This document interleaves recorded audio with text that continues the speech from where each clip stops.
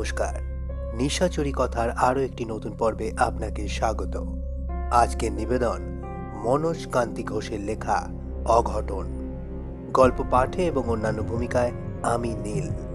আমাদের সকল শ্রোতা বন্ধুদের কাছে একান্ত অনুরোধ, যদি আপনাদের এই অডিও প্রেজেন্টেশনটি ভালো লাগে তাহলে অবশ্যই আমাদের চ্যানেলটি সাবস্ক্রাইব করুন এবং আমাদের পাশে থাকুন। শুরু হচ্ছে অঘটন।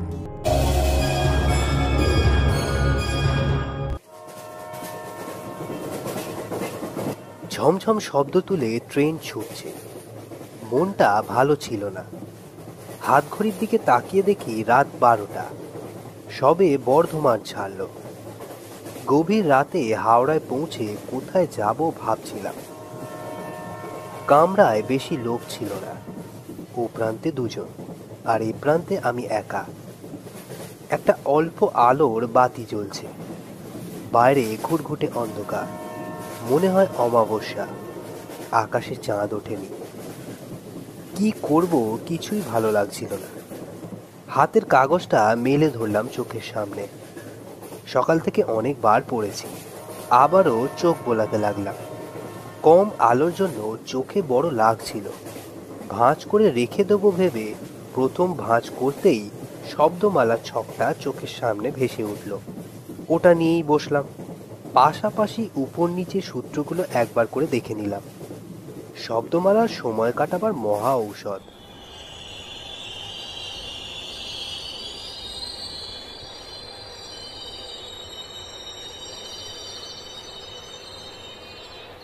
চলতে চলতে হঠাৎ গাড়িটা থেমে গেল। চোখ ঘুরিয়ে বাইরের দিকে তাকালাম। 2 স্টেশনের মাঝে দাঁড়িয়েছে। মনে হয় সিগন্যাল পায়নি। ঘন অন্ধকার বাইরে। সেখানে অসংখ্য জোনাকি জ্বলছে নিভছে। ওখান থেকে একটা লোক উঠল। উস্কো খুস্কো চুল, রুক্ষ চেহারা, পরনে জামা কাপড় ভীষণ নোংরা। ও উঠতেই একটা বিশ্রী গন্ধ ছড়িয়ে পড়ল চারিদিকে। লোকটি গুটিসুটি পায়ে এসে আমার পাশে বসল। বিরক্ত চোখে তাকালাম। মনের মধ্যে চোর ডাকাতের সন্দেহ উকিঝুঁকি দিতে লাগলো।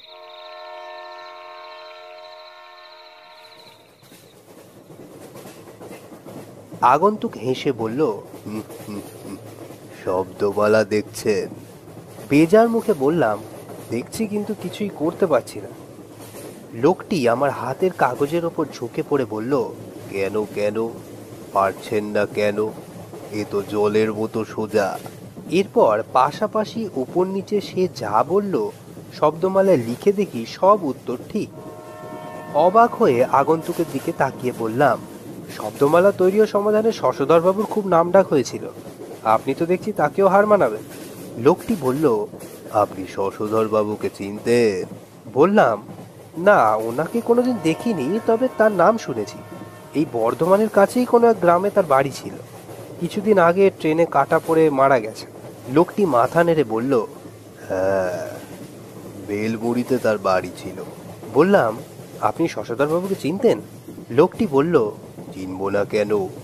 যারা শব্দমালা তৈরি করেন তাদের সকলকেই আমি চিনি। শব্দমালা আমার ধ্যান জ্ঞান। বললাম, আপনার নামটা জানতে পারি কি? বলতে বলতে গাড়ি এসে একটা স্টেশনে ঢুকলো।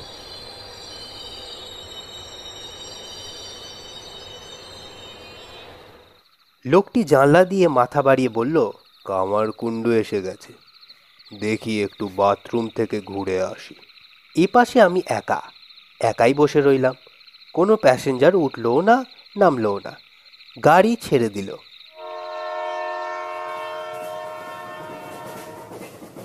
বাথরুম থেকে বেরিয়ে লোকটি আবার আমার পাশে এসে বসল।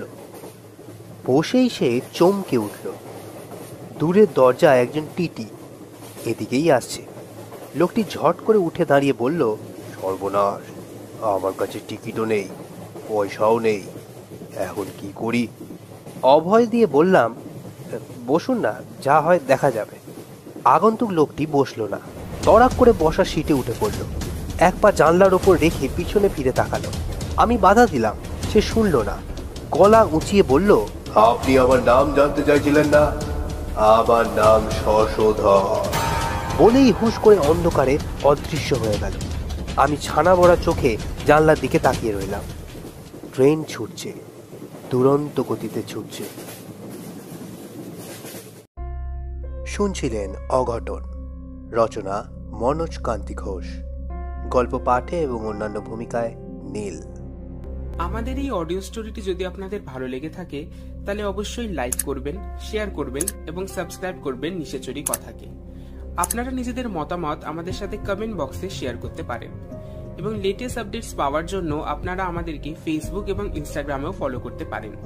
ফেসবুক এবং ইনস্টাগ্রাম পেজের লিংক ডেসক্রিপশনে রয়েছে। আমরা আবার ফিরে আসবো ঠিক পরের শনিবার রাত 9টায়। ততক্ষণ শুনতে থাকুন নিশাচরি কথা।